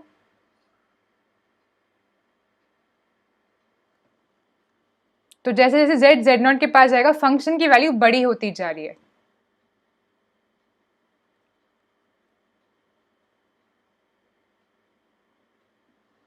तो for all epsilon greater than 0 there exist delta greater than 0 such that modulus of F Z keeps on increasing, यानी कि हमेशा किसी एप्सिलॉन पॉजिटिव से बड़ा आता जा रहा है। एप्सिलॉन हाउएवर लार्ज, जितना मर्जी एप्सिलॉन अब की बार आप बड़ा ले सकते हो, ठीक है। तो अब एप्सिलॉन ग्रेटर देन 0 और एप्सिलॉन नंबर पसंद आए ना, आपको लगता है एप्सिलॉन से फीलिंग नहीं आ रही कि मैम नंबर बड़ा हो रहा है, एप्सिलॉन से ऐसी फीलिंग आएगी छोटा हो रहा है। एप्सिलॉन लिखने में कोई हर्ज नहीं है, पर आप कोई नंबर m भी ले सकते हो। तो कोई m नंबर है जो कि कहाँ बिलोंग करे, पॉजिटिव नंबर में, r पॉजिटिव टाइप का, तो यहाँ पे इसे ग्रेटर देन आप m भी कह सकते हो ताकि अच्छी फीलिंग आए, ठीक है ना। देयर एग्जिस्ट सम डेल्टा जो कि m पे डिपेंड करे, अब यहाँ पे m लिख दो, ठीक है ना। सच दैट एफ जेड की वैल्यू m से बड़ी होती जाए वेन एवर, या फिर as z minus Z naught, ये क्या होता जा रहा है, छोटा छोटा होता जा रहा है, इज लेस देन डेल्टा, और वो डेल्टा किस पे डिपेंड कर रहे हैं, m पर और z नॉट पे, ठीक है ना। इस तरीके से हम डिफाइन कर सकते हैं। इसका मतलब जैसे जैसे z के पास z नॉट के पास जा रहा है z, वैसे वैसे फंक्शन इन्फिनिटी की तरफ जा रहा है। जैसे कि पुराने फंक्शन में ले लेते हैं, limit f of z as z approaches to 1, यहाँ पे फंक्शन क्या है, limit f of z approaches to 1, function है z minus 1, reciprocal function type का ले लिया। इसमें बताओ क्या आ जाएगी, जैसे जैसे हम z को 1 पे भेजेंगे लिमिट क्या आ जाएगी, बताओ, इन्फिनिटी आ जाएगी। कैसे पता चला आपको, फिर से डेफिनेशन लगा के देखो, आपको हमेशा हर m पॉजिटिव के लिए आपको एक डेल्टा मिलता जाएगा कि फंक्शन की वैल्यू जो है वो इंक्रीज ही करती जाएगी। आप कोई भी m लेते जो आप देखोगे फंक्शन के मॉडुलस की वैल्यू हमेशा कुछ बड़ी m से मिलती जा रही है, और जब भी z और z नॉट के पास आता जा रहा है, तो as z approaches z naught, function की वैल्यू जो है किसी m पॉजिटिव से इंक्रीज करती जा रही है, तो इसकी लिमिट इन्फिनिटी आ जाएगी, ठीक है। अच्छा है, तीसरी टाइप की लिमिट डिफाइन करो। अब ये तो कर ही देना, अब इसमें तो मतलब अभी तीसरी टाइप की, इसमें दोनों टाइप की इंक्लूड होकर इकट्ठे बन जाएंगी। तो limit z tending to infinity, f of z अगर इन्फिनिटी आ रही हो तो ऐसा कब कहेंगे, if for all m greater than 0 there exist, delta भी कह सकते हैं ना, पर अगर डेल्टा अच्छा नहीं लग रहा हो दोबारा से कुछ पॉजिटिव नंबर दिखाना तो k कह सकते हो, पर डेल्टा कह लो कोई हर्ज नहीं है। तो delta depending upon n greater than 0 such that, आगे का बता दो, एफ जेड इज, अब आगे बता दो एफ जेड के बारे में क्या कहना है और मॉड ऑफ जेड के बारे में क्या कहना है, कैसी कंडीशंस आएंगी यहाँ पे।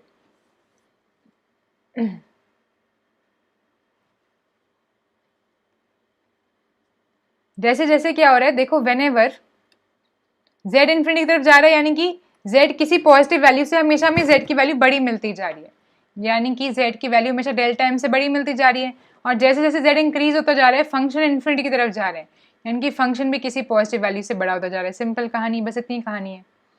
तो इतनी डेफिनेशन है। डेफिनेशन कोई आसमान से थोड़ी आती है, ऐसी बनती है, जो लॉजिक है उसी से। तो जैसे जैसे z की वैल्यू जो है वो हर पॉजिटिव नंबर से अपनी जो है डेल्टा अपन लेके चल रहे हैं उसे इंक्रीज करती जा रही है, एफ की वैल्यू भी इंक्रीज करती जा रही है। तो ऐसा करने से अपने को पता लग जाएगा कि फंक्शन की लिमिट इन्फिनिटी है, z approaches to infinity. Point to be noted, जब हम रियल फंक्शन पढ़ते हैं तो ये जो डंडे हैं ये सब एब्सोल्यूट वैल्यू देने का काम करते हैं, और कॉम्प्लेक्स फंक्शन में इसकी बहुत इंपॉर्टेंस बन जाती है। बताओ क्या इंपॉर्टेंस है, देखते हैं कौन पकड़ता है। सब सो रहे हैं, कोई जाग रहा है? बिल्कुल केशव, आपने सही बताया, ग्रेटर देन m बन जाएगा ऐसे करके। अब बताओ इसकी इंपॉर्टेंस क्या है पे मॉडुलस की, बहुत इंपॉर्टेंट बात है यहाँ पे, देखते हैं कौन पकड़ेगा।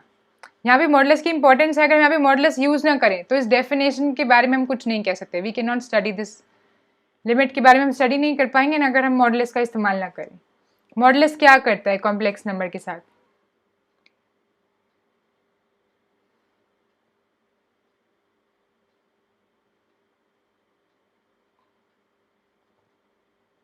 बताइए जनता। मॉडुलस क्या करता है, कॉम्प्लेक्स नंबर को रियल नंबर में चेंज कर देता है। अगर मेरे पास कोई कॉम्प्लेक्स नंबर है x प्लस आइटा वाई, मैं बोलूँ उसका मॉडुलस बताओ, तो क्या बताओगे आप बताओगे कि मैम वो हो जाएगा X square plus Y square का अंडर रूट, जो कि एक रियल नंबर है, इनफैक्ट पॉजिटिव है, या तो ग्रेटर देन इक्वल टू 0 है, 0 हो सकता है या उससे बड़ा।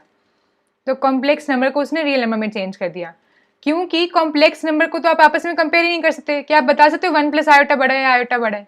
नहीं बता सकते। तो इनके अंदर तो ऑर्डर होता ही नहीं है, complex numbers are not ordered, तो उसमें छोटा या बड़ा नंबर नहीं बता सकते। तो लिमिट कैसे अप्रोच करती हुई दिखाओगे? लिमिट दिखा रहे हो यानी कि उसकी वैल्यू इंक्रीज करते हुए कहीं पे जा रही है या डिक्रीज करते हुए जा रही है।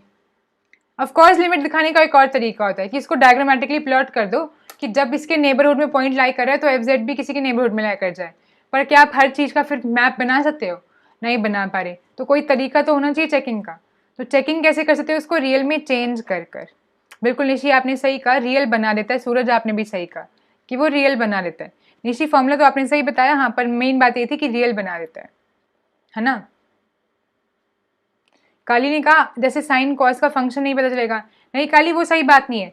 साइन और कॉस के फंक्शन जेड पे क्या होता है मैं आपको डिफाइन करना सिखाऊंगी, बिल्कुल पता चलेगा। साइन जेड कॉस जेड बहुत बढ़िया, उस पर भी मेहनत करेंगे हम। हाई में बोले फंक्शंस का काम आएगा यहाँ पे बहुत सारा, तो वो तो डिफाइन हो जाता है। पर इंपॉर्टेंट बात यह है कि यहाँ पे हमें रियल नंबर मिल जाता है। बिल्कुल केशव आपने सही कहा, यहाँ पे m जो है वो r पॉजिटिव में से आ रहा है, m belongs to r positive, and delta भी जो है वो भी रियल नंबर मिल रहे हैं हमें। तो ये लोग जो है दो रियल नंबर्स मिल रहे हैं, तभी हम इसके हेल्प से मॉडुलस को कंपेयर कर पा रहे हैं और डेफिनेशन पे जा पा रहे हैं। ठीक है, सही है, सबको समझ में आ रहा है क्या हो रहा है यहाँ पे? अच्छी बात है। तो इस तरीके से अपने पास तीसरी डेफिनेशन भी आ गई। हमने 3 डेफिनेशंस देखी हैं लिमिट्स इन्वॉल्विंग इन्फिनिटी, कि अगर एफ जब लिमिट है कोई, जब कॉम्प्लेक्स नंबर जेड नॉट पे जा रहा होता है किसी भी कॉम्प्लेक्स नंबर पे, तो फंक्शन की लिमिट अगर इन्फिनिटी हो रही है तो उसको हमने डेफिनेशन से देखा। अब जो डेफिनेशन से देखा उसको एक और तरीके से देखो, दिस इज थ्योरम, उसी चीज़ को समझना। अभी हमने देखा कि जब कोई जेड नॉट कॉम्प्लेक्स नंबर पे जा रहा है और उसकी वैल्यू अगर इन्फिनिटी आ रही है, यानी कि फंक्शन की वैल्यू इंक्रीज करती जा रही है, यानी कि अगर फंक्शन को हम रेसिप्रोकल कर दें तो उसकी वैल्यू डिक्रीज करती जाएगी, इसका मतलब वो 0 पे चला जाएगा। तो ये चेक करने का एक तरीका मिल गया, this is the working rule, इसको नोट करें। एग्जाम्पल में यही काम यूज करेंगे, अभी आगे बस एग्जाम्पल करें, इसके बाद हम, ये वर्किंग रूल है। जब भी लिमिट निकालेंगे आप पेपर में डेफिनेशन लगाने मत बैठ जाना, वो तो आपको यहीं पे लगानी है, बस यहीं पे लगा के देखेंगे डेफिनेशन। वर्किंग रूल ये है। तो अगर z टेंड्स टू z0 पे इन्फिनिटी दिखानी है लिमिट, तो क्या करोगे, 1/fz कर लो। अगर fz की वैल्यू बड़ी होती जा रही है तो 1/fz की छोटी होकर 0 आ जानी चाहिए, और ये निकालनी आसान है 0, तो हम 0 निकाल लेंगे, तो रेसिप्रोकल की पक्का इन्फिनिटी आ जाएगी। पहला तरीका। दूसरा वर्किंग रूल कि अगर z इन्फिनिटी तक ज़्यादा जा रहा है, z बड़ा होता जा रहा है, उसकी लिमिट कुछ w0 मिल रही है, ओमेगा नॉट मिल रही है, जैसे कि हमने अभी दूसरी लिमिट देखी थी, तो इसका मतलब है z इन्फिनिटी पे जा रहा है, ये अंदर वाली वैल्यू इन्फिनिटी पे जा रही है, तो फंक्शन कहीं पे अप्रोच कर रहा है। अब इन्फिनिटी वैल्यू समझनी मुश्किल है, पर जीरो वैल्यू समझनी आसान है।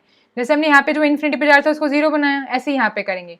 अब अंदर वाली वैल्यू 0 पे जाती कैसे बना सकते हैं, इन्फिनिटी पे जा रही है z, तो 0 पे कैसे जाएगा, 1/z कर दो।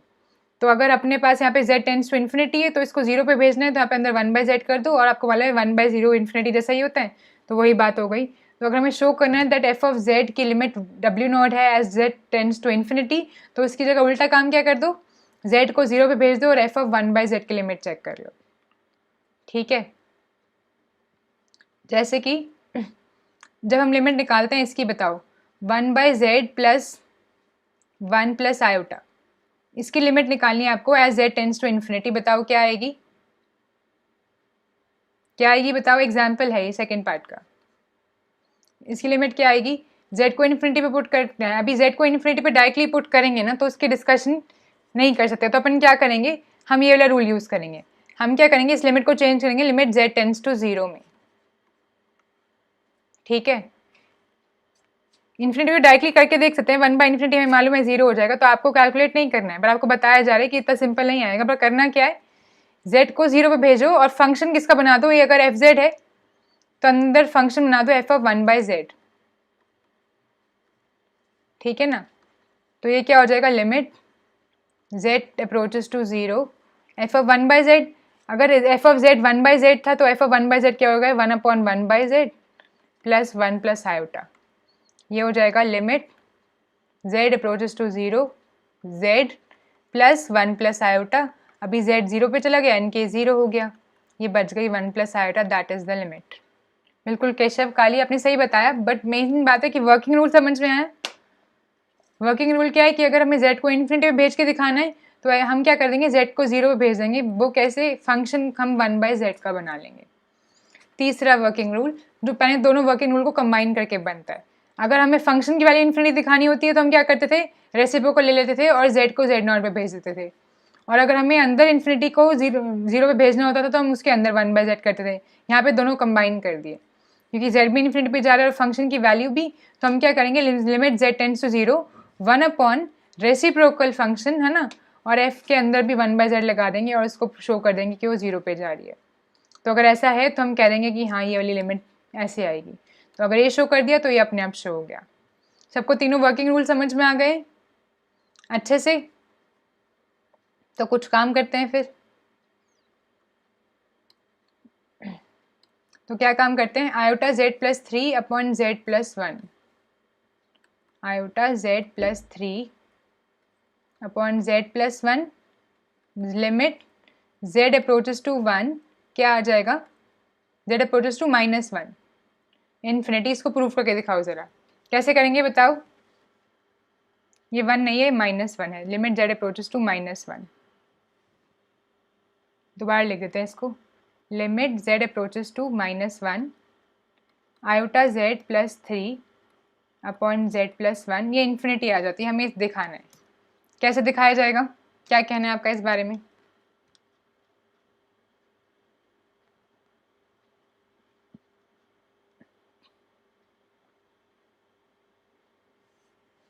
काली कह रहे हैं तो याद रखना पड़ेगा।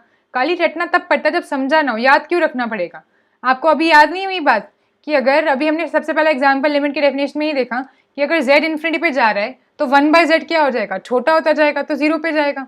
इसको याद क्या रखना है। तो जब भी आपको इन्फिनिटी में लिमिट डील करनी हो तो 1/z को याद रखना कि 1/z पुट करके देख लो।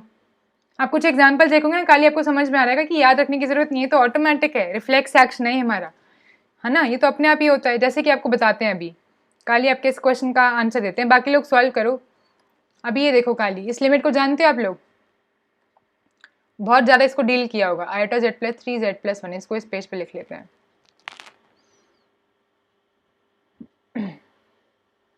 Iota z plus 3 upon z plus 1, ये निकालते हैं। उससे पहले काली के क्वेश्चन का आंसर देते हैं, बाकी लोग इसको कैलकुलेट करें। काली आप इस लिमिट को जानते हो, जैसे मैं आपको कहूँ एक्स रेज पर 4 upon X cube plus 1, limit x tends to infinity, बताओ क्या आएगा, बता दोगे। ये रियल में, हम रियल में आ गए एक बार के लिए, रियल की दुनिया में। बताओ काली इसका क्या बनेगा।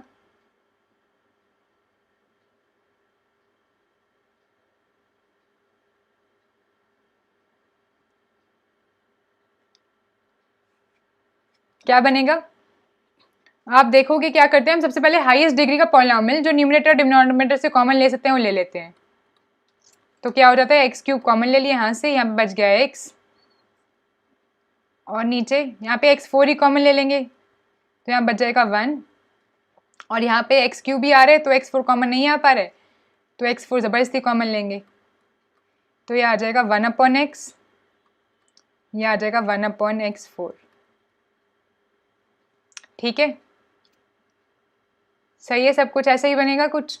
ये x4 और x4 हमने उड़ा दिया, तो ये क्या बच जाएगा अपने पास, limit x tends to infinity 1 upon, अब क्या चीज़ है ये, 1 upon x plus 1 upon x raise पर 4।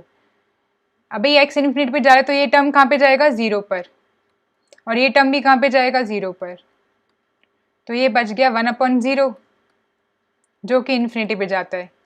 डायरेक्टली भी हमें दिख रहा था ये बात, पर ऐसा कुछ करते हैं हम, याद नहीं है आपको ये बात, याद है ना कैसे किया, हम हाईएस्ट डिग्री का पॉलिनोमियल को कॉमन लेते हैं, ये कैसे है, रटा हुआ है क्या, ये याद है, ये बात याद है ना ये बात।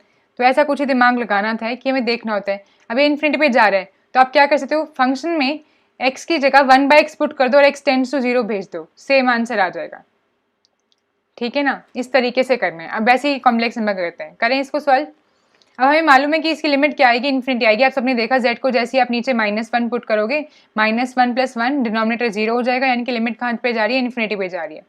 अब लिमिट इन्फिनिटी पे जा रही है किसी z को कहीं पर भेज कर, तो क्या करना है उस केस में, यानी कि अगर इसका रेसिप्रोकल कर देंगे तो फंक्शन की लिमिट 0 पे जानी चाहिए, ये हमें शो करना है। तो कैसे शो करेंगे, इसका रेसिप्रोकल की लिमिट निकालते हैं।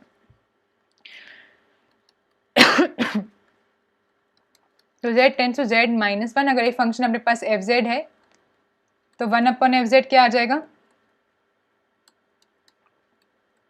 हम ये शो करें तो ये आ जाएगा limit z tends to -1, z plus 1 upon iota z plus 3। अब इसमें z इक्वल टू -1 पुट कर सकते हैं, नीचे कहीं पे फेल नहीं करेगा।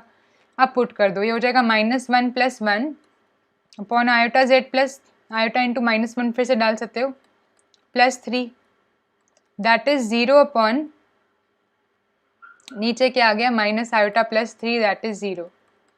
अब क्योंकि 1 अपॉन एफ जेड की लिमिट 0 आ गई है, therefore limit z tends to -1 F Z is infinity. ये कैसे, उस थ्योरम का इस्तेमाल करके कि अगर 1 बाई एफ जेड की लिमिट 0 आ रही है तो एफ जेड की लिमिट पक्का इन्फिनिटी होगी। हमने ऐसा क्यों किया? अब जब हमने इस तरीके से सॉल्व किया तो हमें कहीं भी कुछ भी दिक्कत नहीं आई, इन्फिनिटी में डील नहीं करना पड़ा, हमारा काम ऐसे नॉर्मल रियल नंबर्स को डील कर हो गया। अभी आपको इस क्वेश्चन में इसकी इतनी इंपॉर्टेंस नहीं पता लगेगी, अभी क्वेश्चन जब थोड़े और इंपॉर्टेंट बनते हैं ना तब इसकी इंपॉर्टेंस पता लगती है, पर इस लिमिट का इस्तेमाल करने की बहुत ज़रूरत है, तो फिलहाल इसको इस्तेमाल करना आना चाहिए, ये इंपॉर्टेंट बात है। ठीक है, तो ये अभी हमने करके देखा, ये वाला पार्ट हमने कर लिया। बिल्कुल सेम तरीके से आप इस फंक्शन के लिए भी ट्राई कर सकते हैं, 2z plus iota upon z plus 1।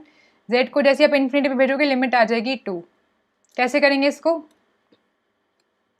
अब लिमिट हमारे पास z को इन्फिनिटी पे भेजना है, तो z को जब इन्फिनिटी पे भेजना होता है तो हम क्या करते हैं, इसको लिमिट z टेंड्स टू 0 में चेंज करते हैं। तो लिमिट z टेंड्स टू 0 में चेंज करने के लिए क्या करते हैं, हम फंक्शन को अगर f ऑफ z है तो f ऑफ माइनस z बना लेते हैं, और सॉरी 1 बाई z बना लेते हैं। तो बना लो, ये क्या हो जाएगा, limit z tends to 0 f of 1 by z क्या हो जाएगा, 2 by z plus iota divided by 1 by z plus 1। अब z को 0 पुट करो, अब जैसे आप z को 0 पुट करोगे ये वाली लिमिट बन गई, क्या बन गई, कुछ गड़बड़ किया क्या हमने, अभी तक ठीक लग रहा है। अभी मत 0 पुट करो, पहले एलसीएम ले लेते हैं, है ना, एलसीएम ले लेते हैं। तो ये हो जाएगा लिमिट, अभी मत पुट करो, limit z tends to 0 2 plus iota z, हाँ अब ठीक है, और यहाँ पे हो जाएगा 1 प्लस z। अब z को 0 पुट करो तो ये 0 हो जाएगा और ये भी 0 हो जाएगा और ये बन गया अपनी लिमिट 2। तो क्योंकि फंक्शन को 1 बाई z पुट करने पे लिमिट 2 आ गई है, z अप्रोचेस टू 0, देयरफॉर ये लिमिट भी 2 आ गई। ठीक है, तो इस तरीके से इसको करना है सेकेंड डेफिनेशन से। इसी तरीके से आप ये थर्ड वाली लिमिट कर सकते हो, इसमें दोनों डेफिनेशन लग जाएंगी, यानी कि थर्ड वाले का एग्जाम्पल हो गया, थर्ड पार्ट का। तो इसमें आपको रेसिप्रोकल भी करना है फंक्शन का, और z की जगह 1 बाई जेड भी पुट कर देना है। सबको समझ में आई तीनों टाइप की कैटेगरीज और एग्जाम्पल? अब आपका होमवर्क क्या है? होमवर्क है चर्चिल सर की किताब आपको बोला था ना डाउनलोड करने को, तो उसको डाउनलोड आपने कर लिया होगा। उसकी एक्सरसाइज में इस तरीके से लिमिट निकालने के क्वेश्चन है, उनको ज़रा करके आए। रुको दिखाते हैं आपको, ये चर्चिल सर की किताब है, हम सेकंड चैप्टर कर रहे हैं, इसमें इस तरीके से क्वेश्चंस हैं लिमिट निकालने के। इन सारे क्वेश्चंस को ट्राई करें, बहुत आसान है, लिमिट की डेफिनेशन लग रही है, और कुछ तो आप डायरेक्टली आंसर कर पाएंगे, पर आपको डेफिनेशन लगा लगा के देखनी है हर बारी। ठीक है, अब बताओ अभी तक हमने जो पढ़ा है उसमें कोई डाउट है? 3 टाइप की लिमिट की डेफिनेशन और हमने जो पढ़ा है अभी तक उसमें कोई भी डाउट?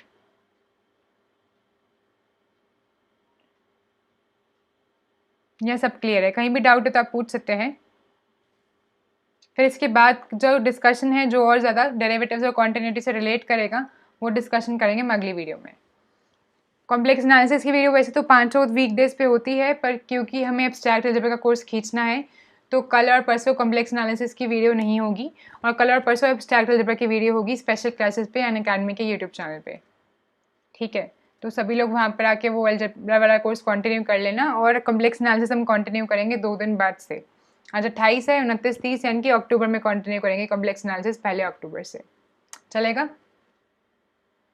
सूरज कह रहे हैं सब क्लियर, बाकी सबको भी सब क्लियर है? केशव सब समझ में आया आपको? काली जी, नुसरत, निशी और जो भी जनता है, सब क्लियर? कोई डाउट नहीं है? चलो अच्छी बात है, तो फिर वीडियो का पार्ट होने के लिए बहुत बहुत शुक्रिया। आज का टॉपिक क्लियर है तो अच्छी बात है, इस टॉपिक को अच्छे से ध्यान में रखें, क्वेश्चंस तो अटेम्प्ट कर आएँ। अगली वीडियो में मिलते हैं, जाने से पहले लाइक ज़रूर कर जाएँ अगर वीडियो अच्छी लगी और सीखने को मिला, और शेयर करें अगर आपको लगता है किसी और के काम आ सकती है, और सब्सक्राइब भी करें ताकि आप मेरी कोई वीडियो मिस ना करें। काली बोल रहे हैं एब्स्ट्रैक्ट अलजेब्रा का पूरा कोर्स कहाँ मिलेगा? काली दिखा देते हैं, इतनी सी बात। ये देखो, आपको पहले अनअकैडमी पे जाना है, unacademy.com/@tripbohemia लिख देना, ये मेरी प्रोफाइल का लिंक है अनअकैडमी पे। ठीक है, दिख रहा है आपको ये लिंक, unacademy.com/tripbohemia करके। तो इस लिंक पे जाना है आपको, ये प्रोफाइल खुल जाएगी मेरी। इसके बाद आपको स्पेशल क्लासेस में जाना है, सी ऑल, हटो थोड़ा, ये स्पेशल क्लासेस वाले लिंक में जाना है। जैसे आप स्पेशल क्लासेस में जाओगे ना, सारी स्पेशल क्लासेस आ जाएंगी। इसमें लेक्चर नंबर के साथ पूरा एब्स्ट्रैक्ट अलजेब्रा का कोर्स है।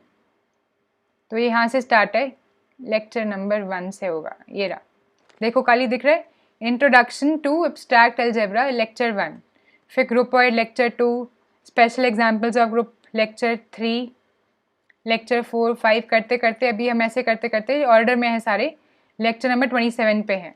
तो कल जो होगा अपना वो होगा लेक्चर नंबर 28। डायरेक्ट ग्रुप्स के बारे में हम डिस्कशन करे थे, कल डिस्कशन कंटिन्यू करेंगे और ऐसे करके। तो ग्रुप थ्योरी अपन बहुत अच्छे से कर रहे हैं, यहाँ पे सारे मिलेंगे। जिन लोगों ने स्टार्टिंग से नहीं देखे ज़रूर देखें, बहुत ज़्यादा मेहनत करी गई है और बहुत ज़्यादा हमने इस पर क्वेश्चन बेस्ड करें, बहुत सारे क्वेश्चन करें। आपको इस कोर्स से बहुत ज़्यादा बेनिफिट होना चाहिए, चलेगा। निशी कह रही है यूट्यूब में आपसे पढ़ने में मज़ा आता है। चलो निशी, ये तो बहुत अच्छी बात है, और आप लोगों के साथ मुझे पढ़ाने में मज़ा आता है। निशी कह रही है हम कॉम्प्लेक्स भी कराइए साथ साथ। बिल्कुल निशी, कॉम्प्लेक्स छोड़ नहीं रहे, बस 2 दिन के लिए हम ज़्यादा एब्स्ट्रैक्ट करेंगे। एब्स्ट्रैक्ट अलजेब्रा की क्लास होना से वेडनेसडे होती है ना, तो वेडनेसडे थर्सडे दोनों दिन होगी, और फिर वापस से अपना नॉर्मल शेड्यूल रहेगा, वापस 5 दिन कॉम्प्लेक्स करेंगे, वापस से वही, बस 2 दिन के लिए चेंज करें।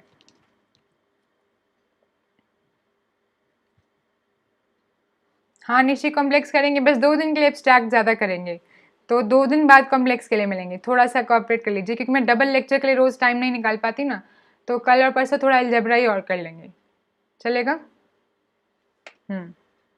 हिमांशु देवर का कहना है बुक कौन सी है। हिमांशु, हम चर्चिल सर की किताब रेफर कर रहे हैं, चर्चिल सर।